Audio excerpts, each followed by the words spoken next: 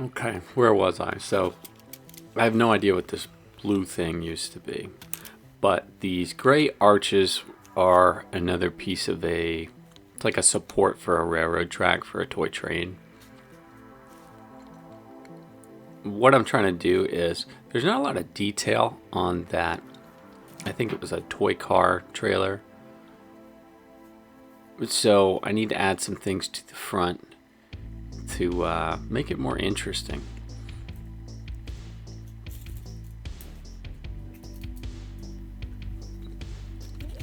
These little pillars, every time I look at them I imagine like a marble pillar, but I have a number of them and I just don't know what they originally came from.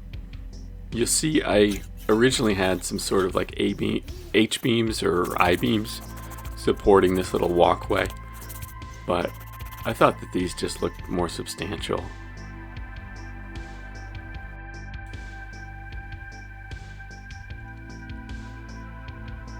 I've been thinking about this one for a while, and I'm glad that I have a build where I can do it.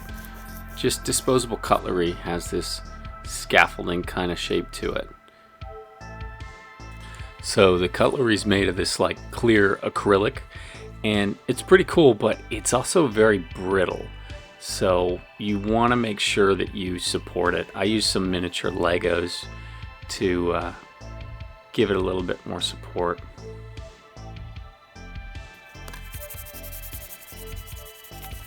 I don't always do this, but I should, and that's prep your plastic with some sandpaper, because it's going to pay dividends when you're trying to glue and when you're trying to paint.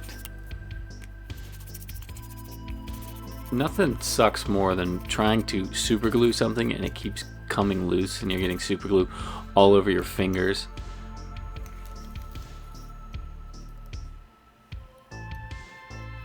I think I got all these pipes on Amazon.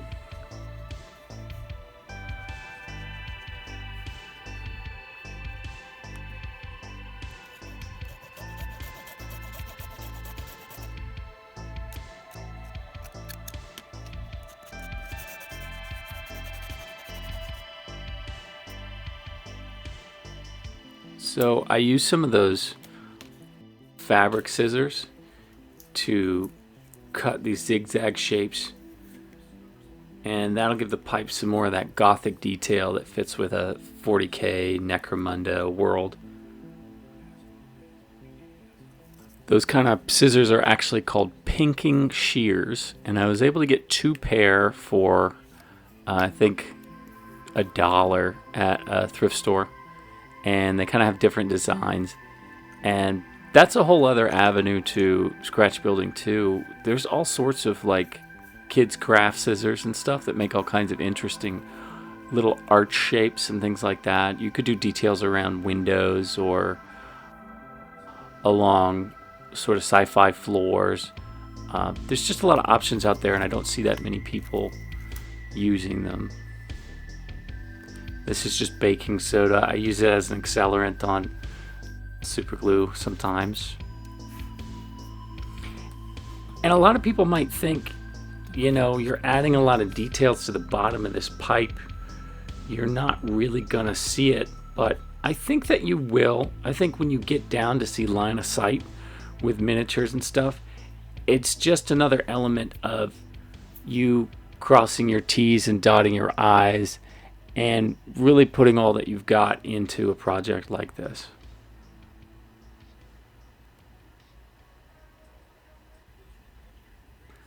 This was really cool. I've been waiting to use these too. These are Halloween plastic rings. So at the dollar store there would be bags of these, and they also had spider designs in them too. But you know, it's 40k, so you got to put skulls on everything. And those pipes, they're about the diameter of somebody's finger, so the curvature of that skull fits perfectly. And I can just festoon all these pipes with skulls in different places throughout the build. This is another plastic railroad toy. I have to clip one corner to kind of make it fit in this little doorway, archway area.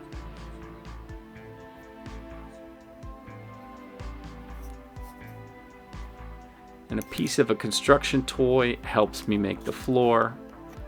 And I've got some little Lego ladder that's going to go up to the top of that Conex container looking part. Remember, you want these to be playable. It's cool to have a diorama, but we're not building dioramas, we're building terrain to play on.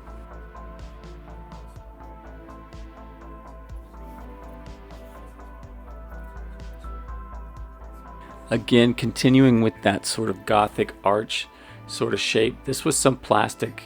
I guess it's supposed to be like a picket fence, but it'll be some iron archway. This was some sort of ladder for like a...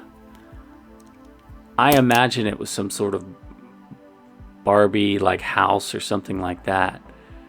But I figured if I could split it perfectly down the middle, it would make great railing. And when I originally looked at it, I lined up a miniature to make sure it was kind of about armpit high on a 28mm mini. If you use these clamps, you can kind of make almost, they're like little sawhorses. It can help you hold something while you're gluing it.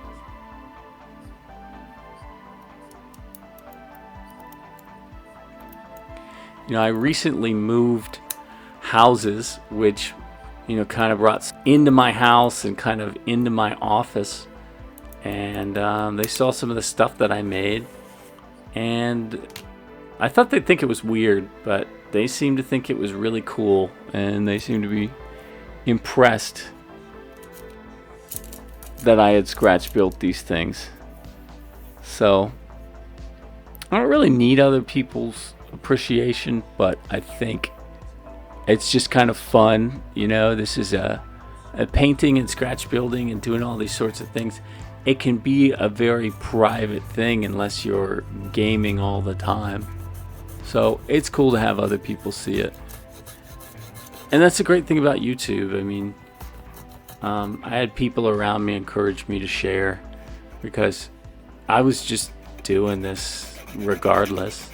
And I would be doing this regardless of a channel, but I really appreciate everybody who's commented and watched and enjoyed what I'm doing.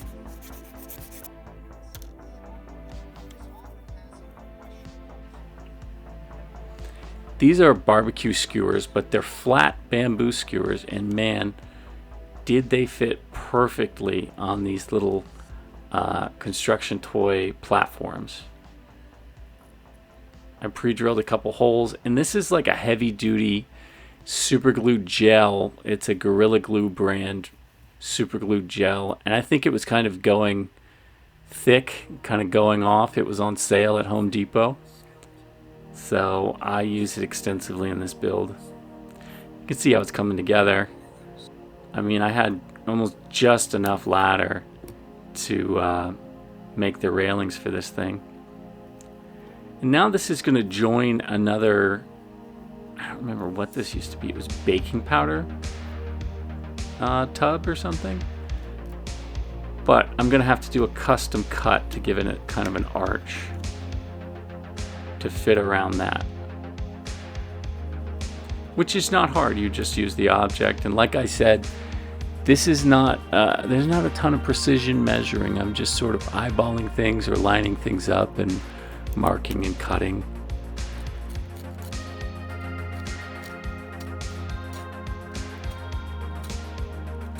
Little hacksaws like this are great, not just for terrain, but if you're trying to do conversions and kit bashes and you need to saw a metal miniature in half, they're great for that. I've used clippers a lot, but the problem with clippers sometimes is they will mash a metal miniature, like it will pinch it and squash it and sort of stretch an arm or stretch.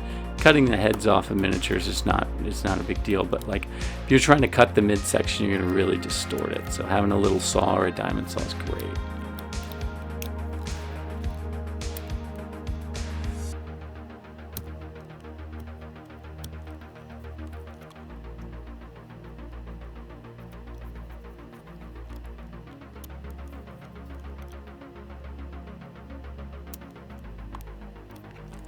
I know I do a lot of, I mean, my main thing here has been urban terrain and like Hive City and everything, but I have aspirations to do other stuff too. Like I would love to do a Catachan Death World forest with those old like 3rd edition jungle trees. I actually have a handful of those. If you know what I'm talking about, you know. You know, a part of building is I'm shooting for a certain aesthetic, and the aesthetic is mid-hammer or middle hammer. And a lot of people have heard the term old hammer. And middle hammer is not as well known, but if you never heard of it, it's kind of like post 2nd edition, but before 8th edition 40K.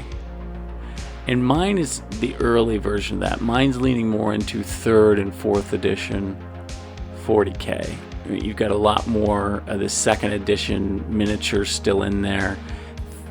Things, if they're not as bright as 2nd edition, they are getting more into the grim dark, but they're not as dark as now, like as far as color scheme. I think color scheme now, people really want to focus on miniatures that a high def camera can capture, and they're thinking close up. They're thinking what they can post on Instagram, and that stuff looks great.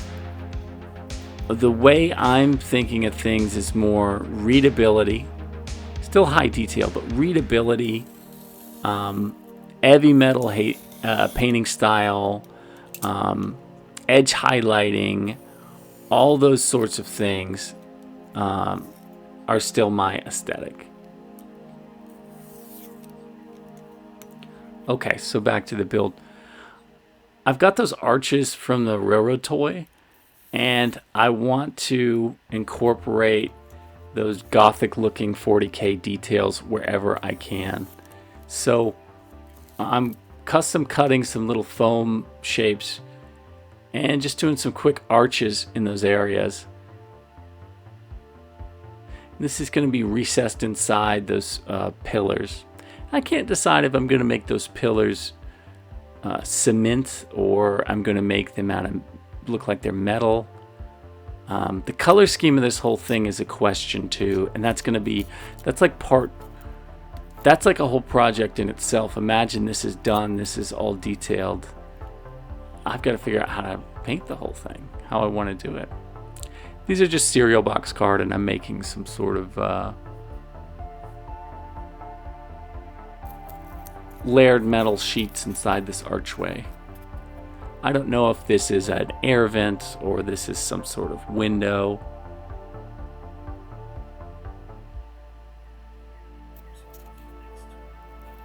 And you just pop that in there.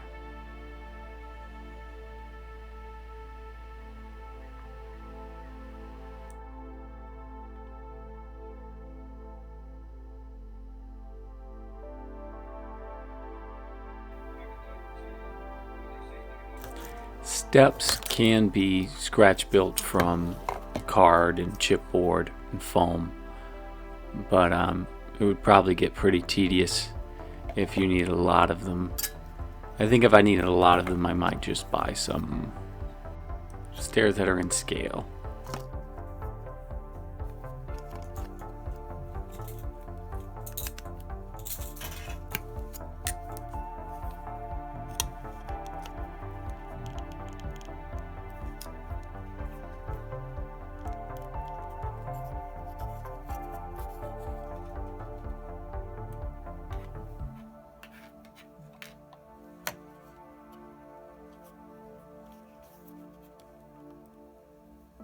You know, I found I really enjoy working with a physical medium where I can. I'm a very tactile person. Like, I used to fix furniture for a job, kind of in between other things.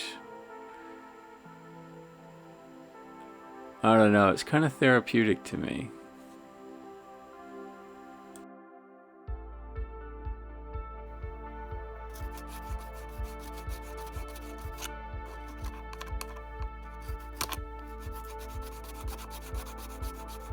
You know, there was a time where Games Workshop really didn't have a whole lot of terrain.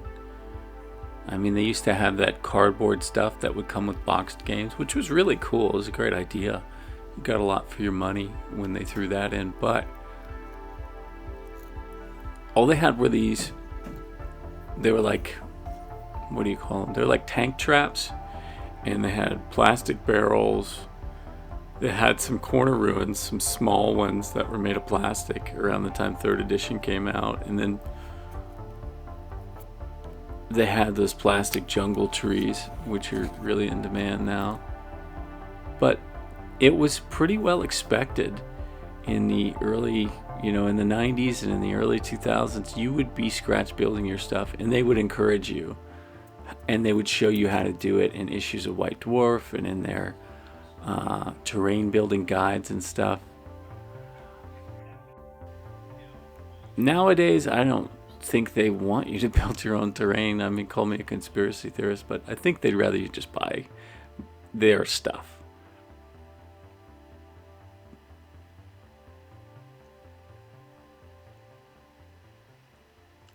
So, like I said, you're always looking at all of your raw materials and dry fitting things and seeing where they might fit. These are they're like sloped pieces for a Lego, and they seem to be just about perfect for an arch support, just to give this railing a little bit more detail.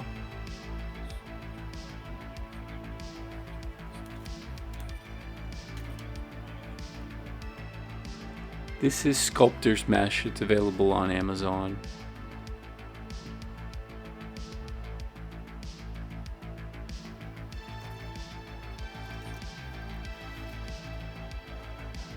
It's actually a joy to work with. If you cut some other meshes, they're woven in a way that they start to kind of separate when you cut them.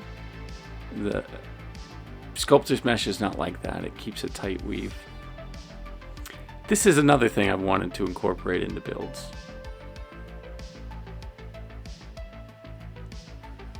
Just disposable razors. Clean them off, cut the heads off. And light sand the plastic so it will take paint and glue.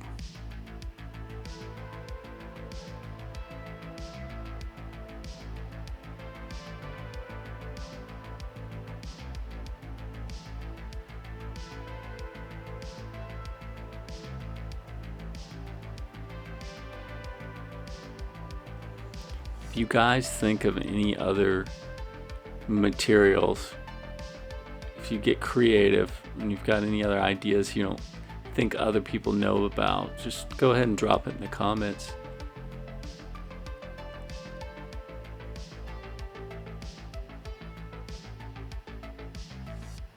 This is that tower that upper walkway is going to.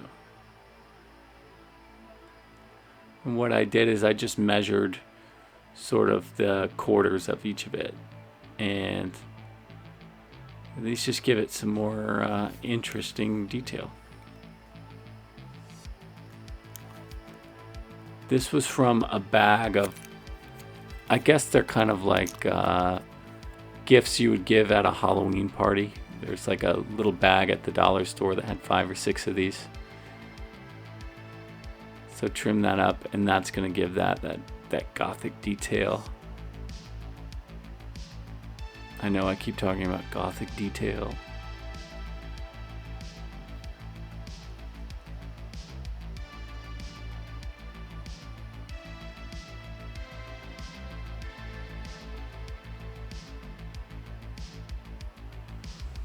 I always think skulls look cooler without the lower jawbone. I don't know why.